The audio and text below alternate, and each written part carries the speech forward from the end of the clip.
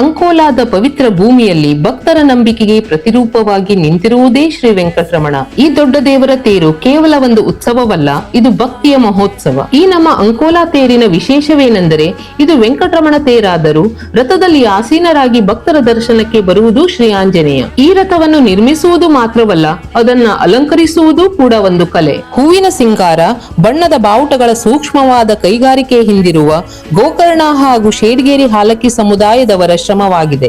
ರಥವು ತನ್ನ ಮೂಲ ಸ್ಥಾನದಿಂದ ಹೊರಟು ಗೌರವದ ಸಂಕೇತವಾಗಿ ಕಣಕಣೇಶ್ವರ ದೇವಸ್ಥಾನದ ಹತ್ತಿರ ನಿಂತು ಮುಂದೆ ಸಾಗಿ ದುರ್ಗಾಮಾತಾ ದೇವಸ್ಥಾನದ ಹತ್ತಿರ ನಿಂತು ಹಿಂತಿರುಗುವುದು. ಈ ರಥೋತ್ಸವ ನಡೆಯುವುದು ಹನುಮಾನ್ ಜಯಂತ್ಯೋತ್ಸವ ದಿನದಂದು. ಹಾಗೆ ರಥ ಮುಂದೆ ಸಾಗಿ ಮೂಲ ಸ್ಥಾನಕ್ಕೆ ಬರುವುದು. ಪಂಚವಾದ್ಯದ ನಾದ ಈ ತೇರಿನ ಒಂದು ಪ್ರಮುಖ ವಿಶೇಷತೆ. ಭಕ್ತರು ತಮ್ಮ ಮನದ ಆಶಯಗಳನ್ನು ಹೊತ್ತು ಈ ರಥದ ಮುಂದೆ ಪ್ರಾರ್ಥಿಸುತ್ತಾರೆ. ಹಾಗೆ ಮನಸ್ಸಿನ ಆಶೆ ನೆರವೇರಿದಾಗ ದೇವರಿಗೆ ಬಾಳೆಗೊನೆ ಸಮರ್ಪಿಸುತ್ತಾರೆ. ಇದು ನಮ್ಮ ಅಂಕೋಲಾದ ಶ್ರೀ ವೆಂಕಟರಮಣ ತೇರು.